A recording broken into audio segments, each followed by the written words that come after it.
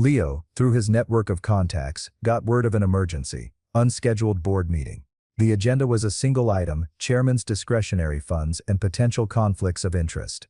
Marcus was being called to account by his own people.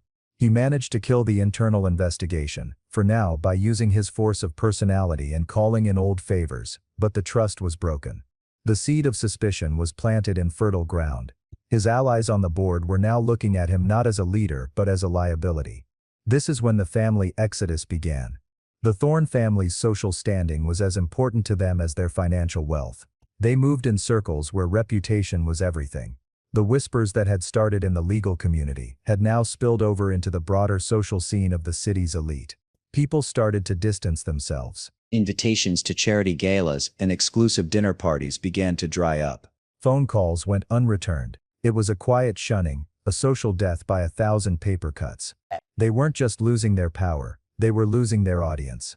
I engineered one particular moment of this exodus myself. I learned that Marcus was about to close a major real estate development deal with a powerful investment group. He needed their capital to get the project off the ground. I knew the head of the group, a man named Peterson, by reputation. He was notoriously risk-averse.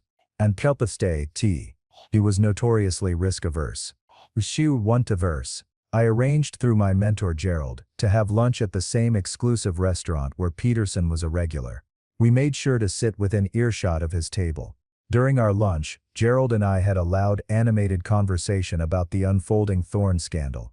We talked about the motion to compel, the damning photo, and the rumors of an impending IRS investigation. We spoke of the board's nervousness and the potential for a shareholder lawsuit. We never once acknowledged Peterson, but I saw him listening. I saw the way his brow furrowed, the way he put down his fork. The next day, Leo confirmed it. Peterson had pulled out of the deal, citing unforeseen market volatility. I had cost Marcus a 9-figure deal with a single well-placed conversation. With his world crumbling around him, Marcus did what all cornered narcissists do. He sent in someone else to do his dirty work. He sent Jessica. This was the desperate counter-manipulation, the final pathetic attempt to use the weapon that had always worked on me before my own heart. She showed up at my apartment unannounced. It had been weeks since I'd seen her in person. She looked diminished. The designer clothes hung on her a little loosely. The confident, radiant glow was gone, replaced by a pale, haunted look. The most shocking part was the tears. They were rolling down her cheeks, real tears this time, but they weren't tears of remorse. They were tears of self-pity. She started before I could even close the door. "Ben, please," she sobbed. "You have to stop this. You're destroying my family. My father, he's not sleeping. My mother is a wreck. This isn't you. You're not a cruel person."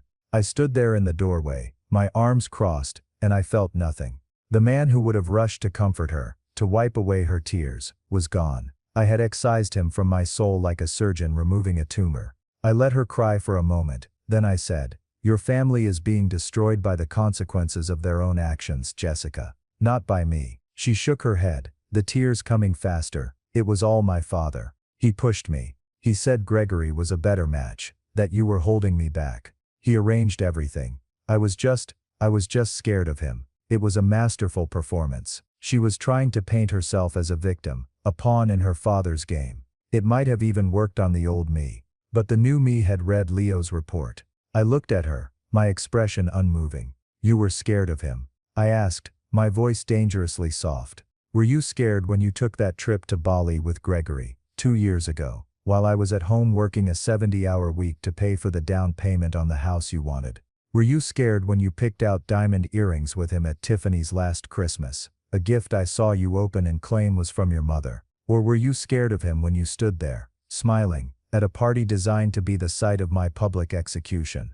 I watched the color drain from her face as I recited the details. Her tears stopped instantly. The mask of the victim fell away, replaced by the familiar flash of cornered fury. How did you know that?" she stammered. I gave her a cold, thin smile. "I'm a good lawyer, Jessica. I do my research. Your father's mistake wasn't his cruelty or his greed. His mistake was thinking I was stupid. And your mistake was agreeing with him. Now, if you'll excuse me, I have work to do." I started to close the door. In a final act of desperation, she lunged forward, grabbing my arm. Her voice dropped to a whisper, a venomous hiss. You will regret this, Ben. We will not be the only ones who go down. You have no idea what he's capable of. I looked down at her hand on my arm, then back up to her face. I know exactly what he's capable of, I said, pulling my arm free. I'm counting on it.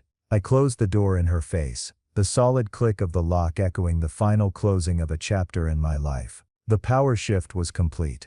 They had come at me with manipulation and emotional blackmail, their only remaining weapons, and they had found me immune. They were out of moves, out of allies, and out of time, and Jessica's final empty threat only confirmed that I was on the right path. They were no longer the hunters, they were the prey. The final confrontation was not what they expected. They were anticipating a drawn-out, ugly war in a public courtroom, a spectacle they could try to spin. They were prepared for legal combat. I gave them an execution. I had my firm book the largest, most intimidating conference room we had, a top-floor chamber with a panoramic view of the city, a room usually reserved for closing billion-dollar mergers. It was a power play, and they knew it. On one side of the massive mahogany table sat Marcus, Jessica, and their two lawyers, a pair of smug, expensive sharks from a top-tier firm. On the other side sat me, my mentor Gerald, and a junior associate, whose only job was to operate a large monitor, set up at the head of the table.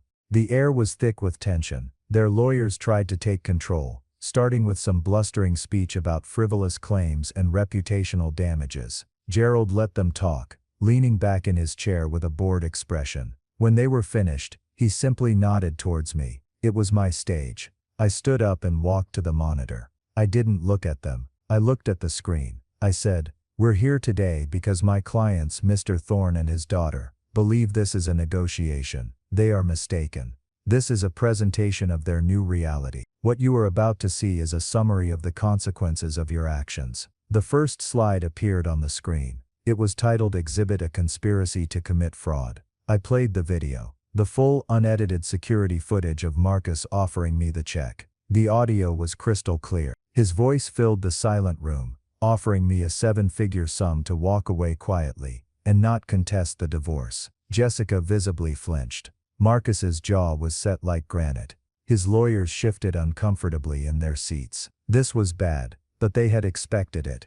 Then came the second slide. Exhibit Ben, the financial conspiracy Thorne Asset Management LLC. I didn't speak. I just let the slides roll. A flowchart I had personally designed, showing the flow of money from Thorne Industries, through the Delaware LLC, and into the offshore accounts in the Caymans. It showed the properties purchased in Panama. It was his entire money laundering scheme, laid out with the cold, irrefutable clarity of a corporate presentation. Marcus's face went from crimson to a ghastly, pale gray. He looked at his lawyers, a silent, panicked question in his eyes. They had no answers. They were staring at the screen, their smug confidence completely gone. Next slide. Exhibit C, the personal conspiracy, the Gregory affair. On the screen flashed a timeline. Hotel bills from Bali, credit card statements from Tiffany's, cell phone tower data placing Jessica and Gregory in the same locations, at the same times,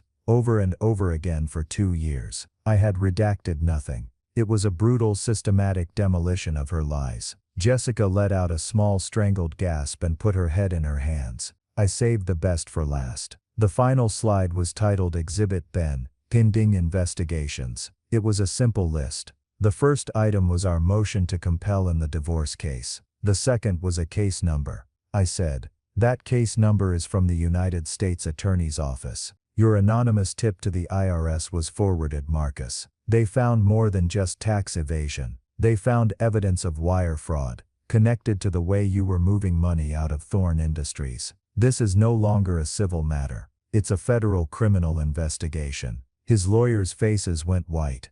This was the blow they never saw coming. They were divorce attorneys, out of their depth. I turned off the monitor and walked back to my seat. The silence in the room was absolute. I let it hang there for a long moment before I spoke. "Here is your new reality," I said, my voice calm and even. "You have 2 options. Option A, you fight us. We will submit every one of these exhibits to the court, making them public record. The full video will be on the evening news by tonight. The details of your financial crimes will be in the hands of every shareholder of Thorne Industries. and a federal indictment will be a certainty. Jessica will be deposed, under oath about her affair and her part in the conspiracy. It will be a long, painful and public destruction. You will lose everything. I paused, letting the words sink in. Or I continued, there is option B. I slid a single document across the table. It was a settlement agreement. It contained my terms. They were not negotiable. 1. Jessica agrees to an immediate, uncontested divorce. She will receive nothing. No alimony, no assets. She will walk away with what she came in with, which was nothing. 2. To avoid a separate civil suit for the conspiracy and bribe, Marcus will make a one-time non-deductible donation of $10 million, the full value of the offshore accounts I had found, to the legal aid society that provides services to victims of financial fraud. The donation will be made anonymously, but the proof will be sent to my lawyers. 3. You will sign a comprehensive non-disclosure and non-contact agreement. You will never speak my name again. You will never come near me, my firm or my family. You will disappear from my life forever. I leaned forward. You have 1 hour to decide. If you are not signing this document in 60 minutes, my associate will press send on an email to every major news outlet in this city, containing Exhibit A. The clock is ticking. The hour that followed was the sweetest of my life. I could hear their frantic, whispered arguments from across the table. Marcus was apoplectic. His lawyers were panicked, and Jessica was just sobbing quietly. But in the end, they had no choice. I had them in a cage of their own making, and I held the only key. 55 minutes later, a shaking Marcus Thorne picked up a pen and signed the document. Then Jessica signed it. Their lawyers, defeated, witnessed it. It was over. They handed the signed agreement back to me. Gerald checked it, nodded, and then we stood up. We walked out of the room without a backward glance. The new reality had begun. They were no longer titans. They were just two broken, defeated people in a fancy room, left to contemplate the ruins of the lives they had built on lies and arrogance. And I was free. In the years since that day in the conference room, my life has been rebuilt on a foundation of truth and self-respect. I didn't just survive. I thrived. Making partner wasn't the peak of my mountain. It was the base camp. Freed from the weight of my toxic marriage, I poured all my energy into my work. My reputation, ironically, soared after the Thorne affair. In the ruthless world of high-stakes law, my calculated demolition of a man like Marcus Thorne wasn't seen as vindictive. It was seen as brilliant. It made me a legend. Clients, powerful people who wanted a lawyer who was not only smart, but utterly fearless, started seeking me out. My career has become more successful than I ever could have dreamed. But the real victory isn't the money or the prestige. It's the peace. It's waking up in the morning in my own apartment, an apartment that feels like a home and not a stage, and feeling a sense of quiet contentment. It's the freedom to be myself, without having to perform for anyone's approval. I reconnected with old friends I had neglected. I took up hobbies I had abandoned. I started living my life for me on my terms. As for them, their downfall was as total and as absolute as I had planned. The settlement saved Marcus from the worst of the criminal charges,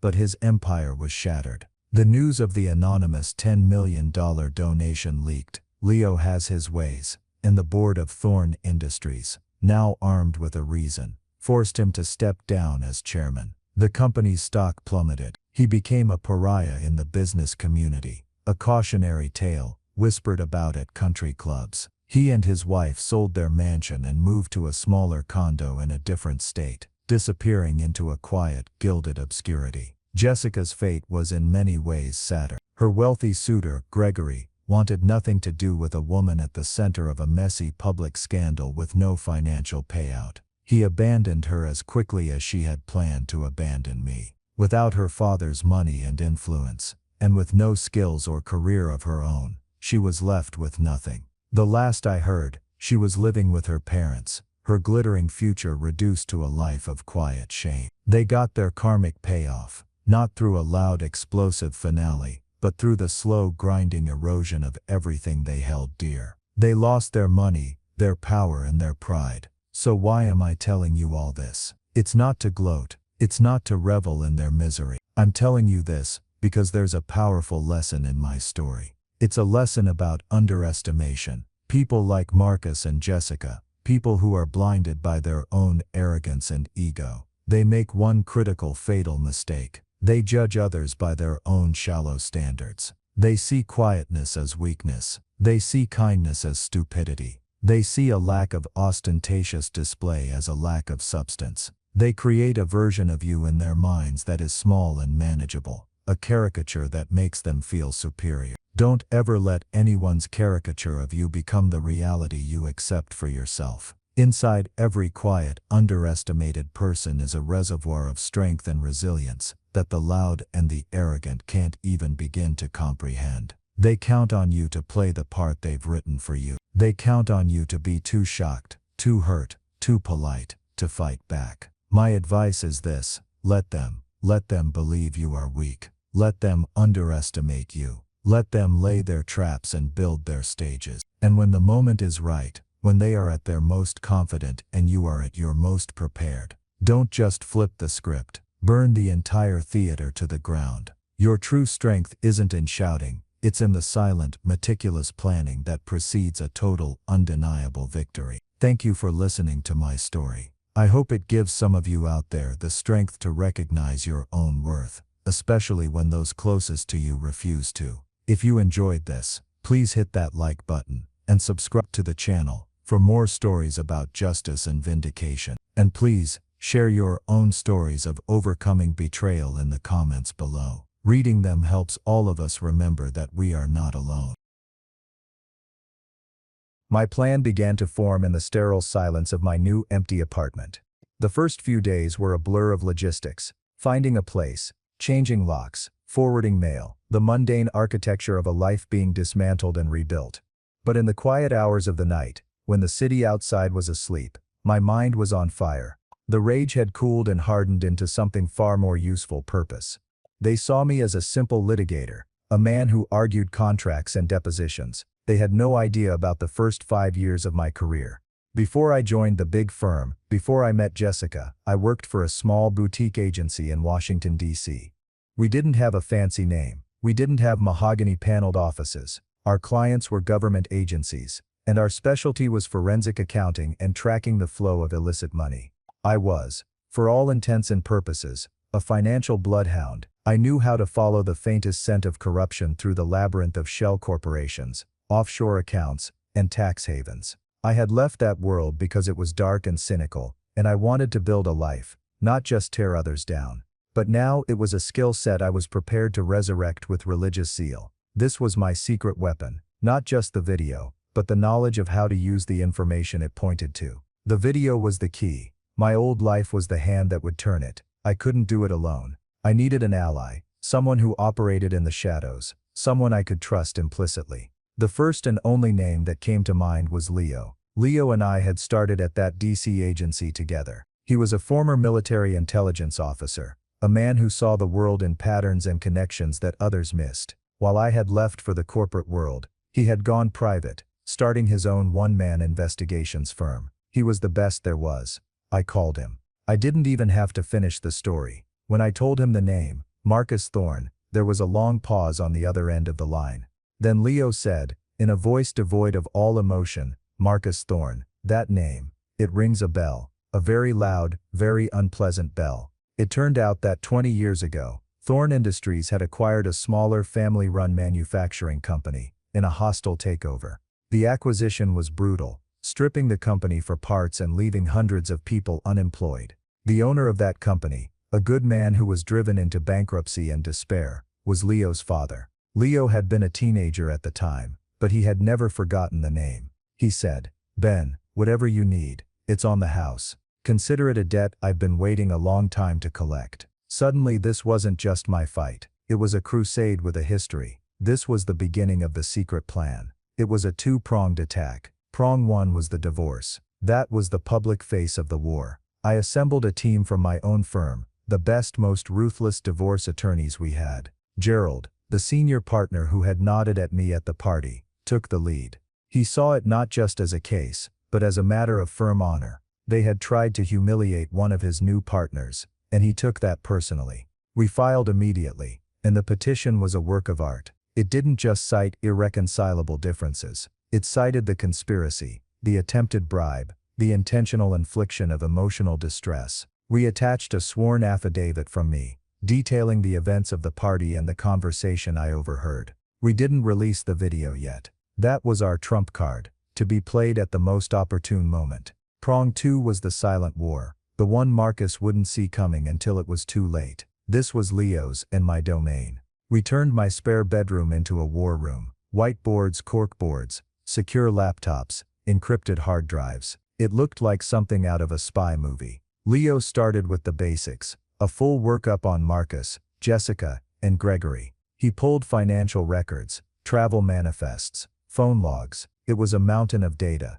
but to a man like Leo, it was a story waiting to be told. My job was to follow the money. I started with the check Marcus had offered me. It was drawn from a holding company I'd never heard of, Thorn Asset Management LLC. It took me less than a day to find the cracks. It was a shell corporation, registered in Delaware, with a paper trail designed to be a maze. But I knew these mazes. I had designed some of them myself in my old life. I spent 3 days, fueled by black coffee and a cold fire in my gut, unraveling it. I found that the LLC was a pass-through entity, a funnel. Money went in from one of Marcus's more legitimate businesses, and it came out in very strange places. Large regular payments to accounts in the Cayman Islands. A series of real estate purchases in cash, all under the name of another shell company, registered in Panama. It was a classic money laundering and tax evasion scheme, sloppy and arrogant. He thought his wealth made him invisible.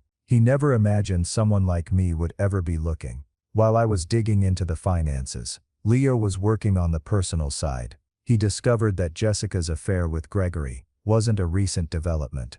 It had been going on for over 2 years. They had been careful, but not careful enough. There were trips they had taken together, booked on separate credit cards, but with adjacent hotel suites. There were restaurant reservations, patterns of phone calls. Leo even managed to get a sworn statement from a disgruntled former assistant of Marcus's, a young woman who had been fired for a minor mistake. She was more than happy to talk. She confirmed that Marcus not only knew about the affair, but had encouraged it. He saw Gregory, with his old money name and vast inheritance, as a significant upgrade from me. She even recounted a conversation she'd overheard where Marcus had called me a useful placeholder. The pieces were all coming together, forming a picture of breathtaking corruption and moral decay. The plan was no longer just about getting a favorable divorce settlement or suing Marcus for that bribe. It had evolved. The new plan was total annihilation. I would use my legal knowledge and the power of my firm to dismantle his public life, his businesses, his reputation, and I would use my hidden skills, my secret past, to dismantle his hidden world of dirty money and corruption. We spent a month meticulously building our case. Every piece of evidence was logged, cross-referenced, and backed up on multiple secure servers. We had Marcus's financial life mapped out on a whiteboard, a complex web of lies and deceit. We had a timeline of Jessica's affair, complete with hotel receipts and travel itineraries. We had the sworn affidavit from the former assistant, and we had the video of the bribe, the ace of spades, held in reserve. The final piece of the plan was the most delicate. I knew Marcus's greatest vulnerability wasn't just the law, it was his ego. His entire world was built on the perception of power and success. I needed to attack that foundation. I used my newfound status as a partner to request a meeting with the regional director of the IRS, not as Benjamin, the scorned husband, but as a concerned partner from a major law firm, bringing to their attention potential irregularities I had discovered in the financial dealings of a prominent local businessman. I didn't give them everything, just a taste. The name of the Delaware LLC, and a suggestion to look closely at its real estate transactions. I was planting a seed that I knew would grow into a very thorny problem for Marcus. The trap was set. The board was arranged. He was still playing the game from the party, thinking he was in control. He had no idea I had already changed the rules, the board and the game itself. He was playing checkers, and I was about to checkmate him in a game of three-dimensional chess he didn't even know he was playing. The first move of the silent takeover was deceptively simple. It was an email. On a Tuesday morning, exactly 1 month after the disastrous party, my legal team sent a formal discovery request to Marcus's lawyers.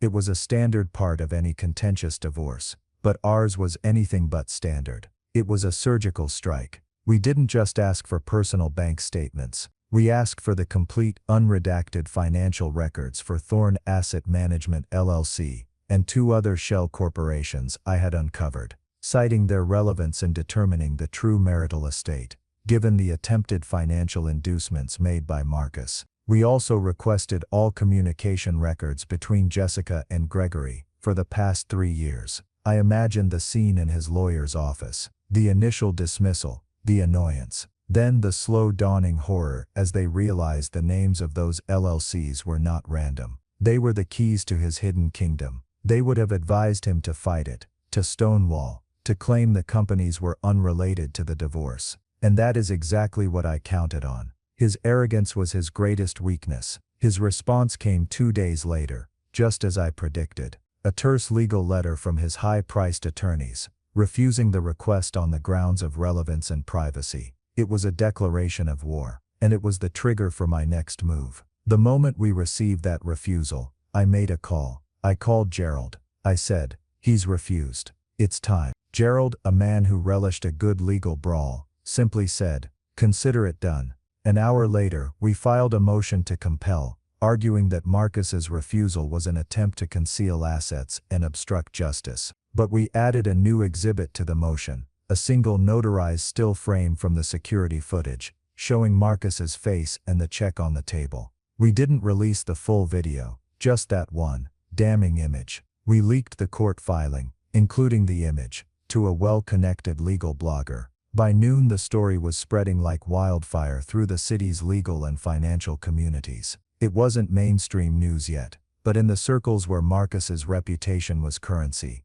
it was a bombshell. The rumor mill went into overdrive. Marcus Thorn, the untouchable titan of industry, caught on camera in what looked like a backroom deal connected to his son-in-law's divorce. The narrative we were building was taking hold. This wasn't just a messy divorce. It was a story of corruption. The panic started subtly. I had asked Leo to monitor their communications, legally of course, through tracking public social media and listening to the chatter of the city's elite. The first sign of trouble was an email I received from a colleague at a rival firm. It was cryptic. It just said, "Heard about the fireworks with your father-in-law. Let me know if you need a character witness." People were picking sides, and they weren't picking Marcus. Then came the calls. The first one was from Jessica. It was a number I didn't recognize. Her voice was strained, the polished charm replaced by a shrill edge of panic. "What are you doing, Ben? What is this picture? You're trying to ruin us." I didn't say anything.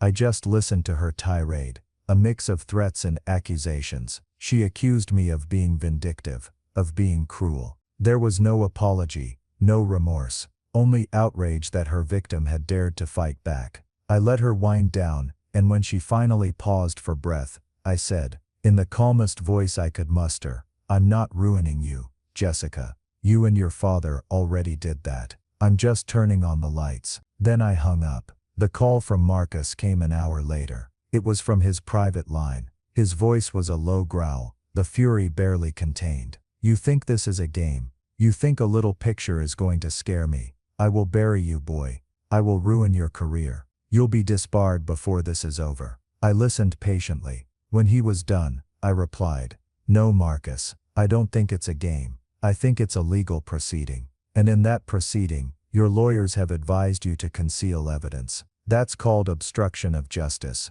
The next exhibit I file will be the full video, with audio. And after that, I have others. Much, much worse. Your move." There was a dead silence on the other end of the line. I could almost hear the gears turning in his head, the arrogance fighting a losing battle against a rising tide of fear. He had expected me to be emotional, to yell, to be baited into a fight. He didn't know how to handle this cold, detached version of me. He hung up without another word. But the real silent takeover was happening in the background. The IRS seed I had planted had sprouted. An IRS agent had paid a visit to the county records office, requesting copies of the deeds for the properties purchased by the Panama-based shell company. This was not a secret visit. The clerk at the records office was a cousin of one of the paralegals at my firm. The news got back to me within hours. And if it got back to me, it would get back to Marcus. The feds were sniffing around. For a man with as many secrets as Marcus,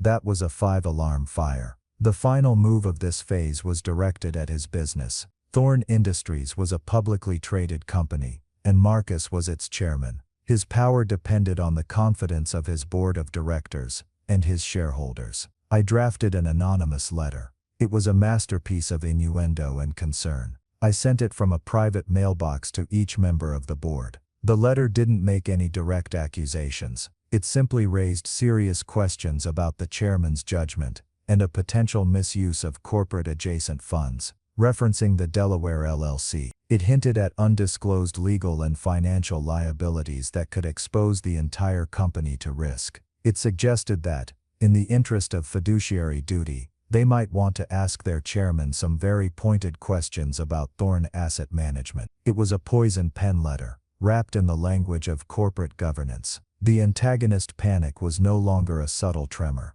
It was a full-blown earthquake. Marcus was being attacked on all fronts. Legally in the divorce, reputationally in the press, financially by the IRS, and professionally by his own board. He was in a fortress he had built over decades, but he was suddenly realizing that I had poisoned the well, tunneled under the walls, and was about to set fire to the whole damn thing. He thought his money and power made him invincible. He was about to learn that the most dangerous man isn't the one with the most money. It's the one who understands the system better than you do, and has nothing left to lose. The silence from my end was now his greatest enemy, because he had no idea what was coming next, or from where, and he was beginning to understand that I wouldn't stop until his entire world was a pile of ash. The power shift didn't happen overnight. It was a slow creeping rot that started from the inside of Marcus Thorn's empire. His world was built on two pillars: the illusion of invincibility and the loyalty of his allies.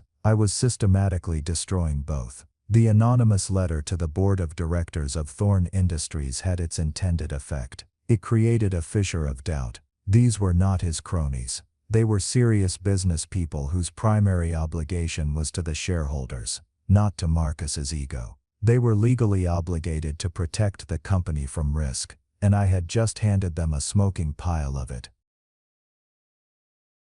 Have you ever had that feeling, that deep in your bones certainty that something is wrong, even when the world is screaming at you that everything is perfect? That's where my story begins. Not with a bang, but with a glass of champagne that felt heavier than a block of lead in my hand. Let me start by saying hello. My name is Benjamin, and if you'd told me a year ago that I'd be telling you this story, I would have laughed. A year ago, I was just a man on a predictable path.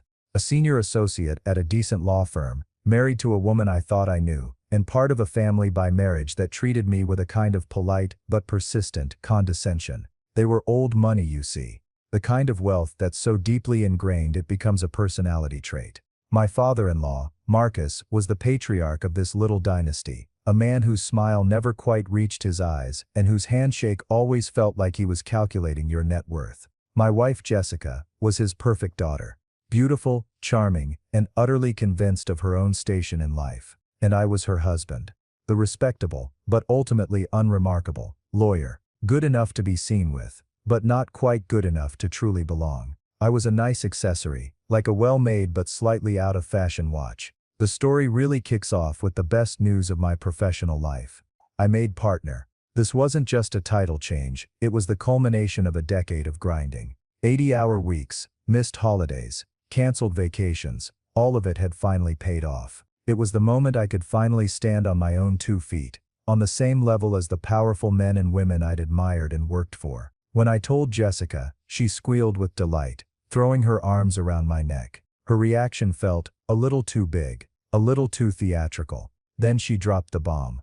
Her family, she announced, wanted to throw me a party. Not just any party. A lavish, no-expense-spared gala at their country club. The guest list would include everyone. My new partners, senior judges, influential clients, my mentors, everyone who mattered in my professional world. I tried to protest. It felt like too much. It wasn't my style. I'm a quiet guy, A celebratory steak dinner with a few close friends would have been more than enough. But Jessica was insistent, and when she got her father involved, it became a force of nature. I couldn't resist. Marcus called me personally. His voice was like warm honey laced with arsenic. He said, "Benjamin, my boy, this is a momentous occasion. We need to celebrate you properly. Let the family handle it.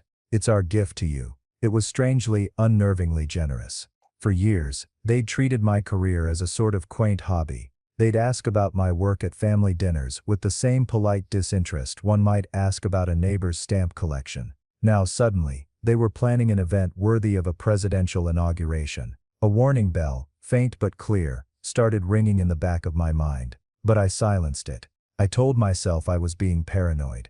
I told myself this was their way of finally truly accepting me. I had finally proven my worth. I had finally become one of them. What a fool I was. The night of the party was a blur of forced smiles and backpats. The country club was decked out to an almost absurd degree. Ice sculptures, a string quartet, a champagne fountain. It was a monument to my success, built by people who had never respected me. My colleagues were impressed, of course. My new partners clapped me on the shoulder, congratulating me not just on the promotion, but on marrying into such a wonderfully supportive family. I smiled, I nodded. I played the part of the grateful, successful son-in-law. All the while, that little warning bell was now a deafening alarm. The inciting incident, the moment the mask slipped and I saw the abyss beneath my feet, happened by pure chance. I had slipped away from the main ballroom to find a quieter bathroom, avoiding the one nearest the bar. I was heading down a service corridor when I heard voices from a small private study the staff used as a lounge.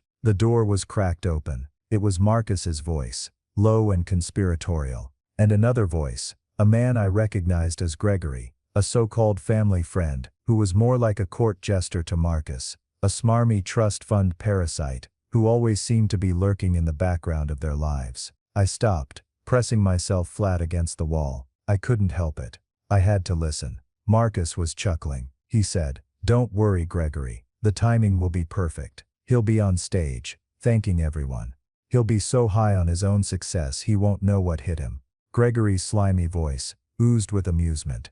"And Jessica's ready?" he asked. Marcus snorted. "Ready. She's been ready for months. She just needed the right moment to pull the trigger without looking like a gold digger. This promotion is perfect. It gives him a soft landing, makes it look like she's not leaving him with nothing. She'll announce she's leaving that bore, and that the two of you are together. He'll be humiliated.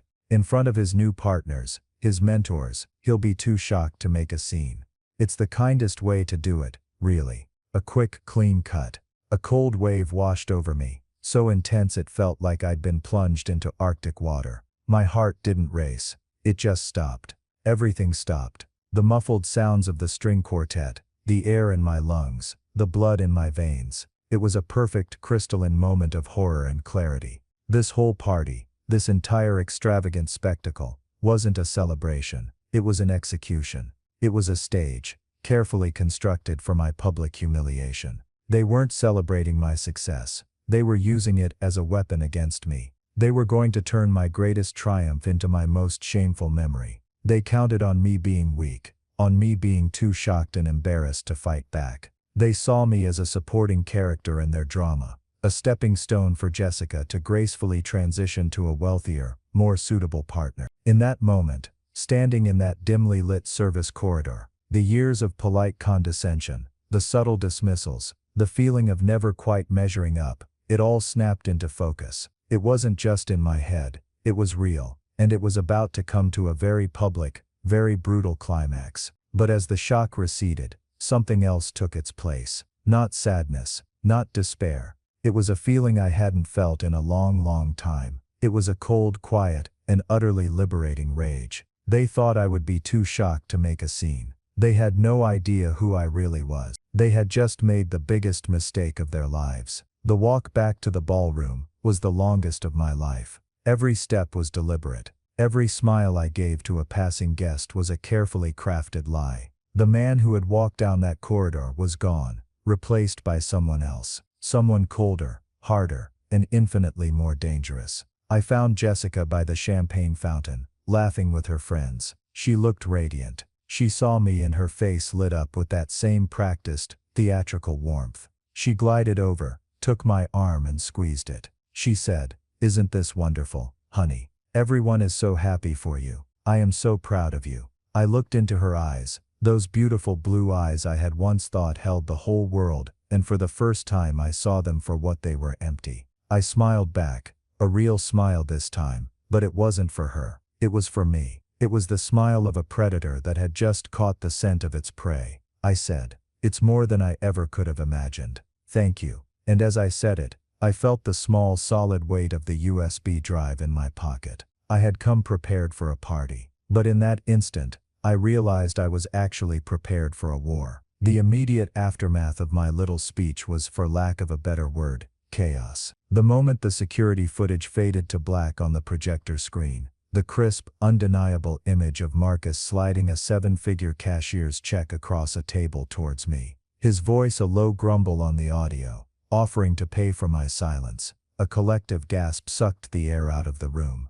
It was followed by a silence, so profound you could hear the ice melting in 100 forgotten cocktail glasses. My announcement, delivered with a calm, steady voice that I didn't recognize as my own, that I was filing for divorce on grounds of conspiracy to commit emotional and financial fraud, and that my first act as partner was to sue my own father-in-law, was the match dropped into that puddle of gasoline. The party didn't just end abruptly, it imploded. People didn't know where to look. My new partners, men of immense power and influence, looked like deer caught in the headlights, their eyes darting between me, the frozen image on the screen, and the horrified faces of Jessica and her family. Jessica herself was a statue of disbelief. Her perfect smiling mask had shattered, revealing a contorted mess of shock and fury underneath. Her mouth was slightly agape, her skin had gone a pale, sickly white. Marcus, however, was a different story. His face,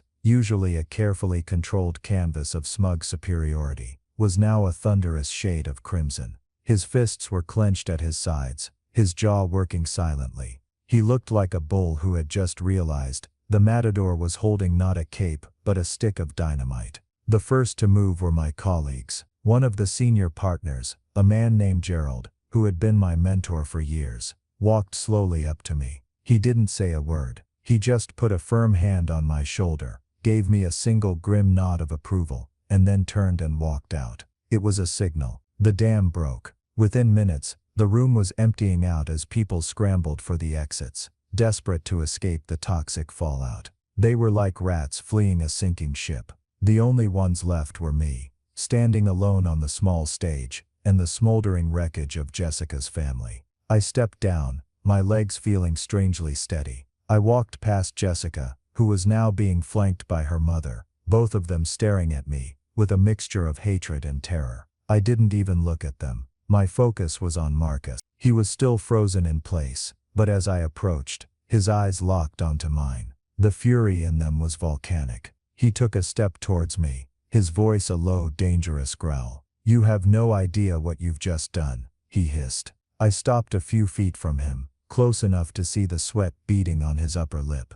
"Oh, I think I do," I replied, my voice just as quiet, but cold as ice. "I think I've just saved myself, and I think I've just ended you." For a second, I thought he was going to swing at me. I could see the impulse ripple through his body. But then he seemed to remember where he was, what I was. I wasn't just his daughter's disappointing husband anymore. I was a partner at a law firm with the resources and the will to tear him apart. The realization seemed to deflate him, the rage replaced by a sudden chilling look of calculation. He said nothing more. He just turned, grabbed Jessica by the arm, and stormed out, his wife trailing in their wake like a ghost. The moment the doors swung shut behind them, the adrenaline that had been holding me together vanished. The cavernous, empty ballroom, still decorated for a celebration, suddenly felt like a tomb. The silence was deafening. I walked over to the bar, poured myself a glass of water, and my hand was shaking so violently, I could barely hold it.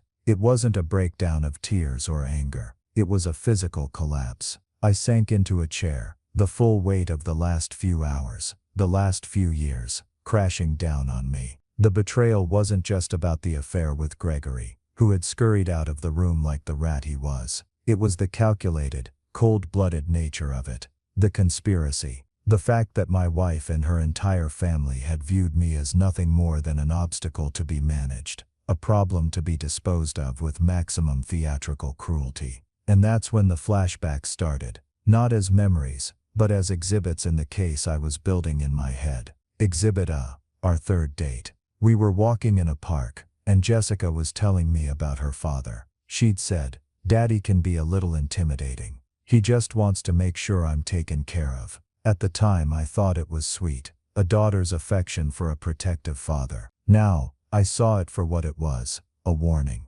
She wasn't looking for a partner, she was looking for a caretaker approved by her father. Exhibit B. The time I wanted to leave the firm to start my own small practice, something I was passionate about. Jessica had been horrified.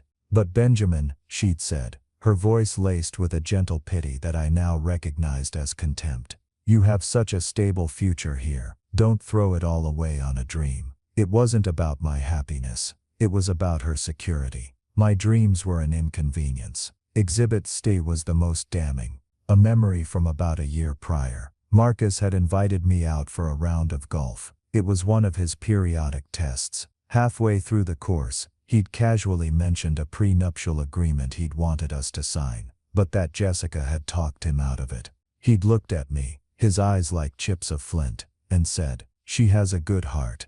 A little too trusting. Make sure you don't ever make her regret that." It wasn't a piece of fatherly advice. It was a threat. He was reminding me that in his eyes, I was on probation. I was a guest in their world, and my visa could be revoked at any time. All these moments, these little cuts and slights I had ignored or explained away, now formed a coherent and horrifying mosaic. I had been blind. I had been willfully, stupidly blind, because I wanted to believe in the fantasy. I wanted to believe that Jessica loved me for me, not for the respectable, stable life I provided. The true catalyst, the thing that solidified my cold resolve into something unbreakable, came the next morning. I was sitting in my now silent apartment, the boxes from my office still unpacked, when my phone buzzed. It was a text from Jessica. I expected a tirade, a string of curses, an explosion of anger. But what I got was so much worse. It read, "I can't believe you did that. You ruined everything.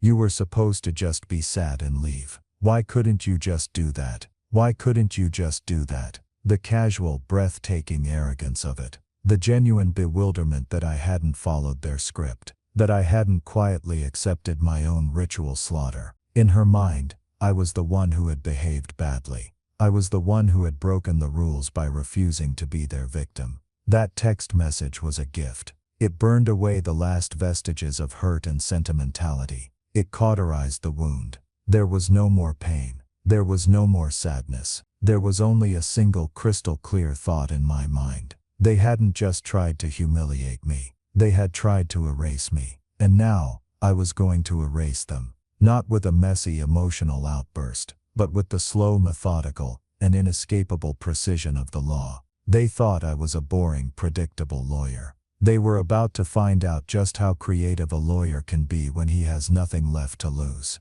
My breakdown was over. My real work was just beginning.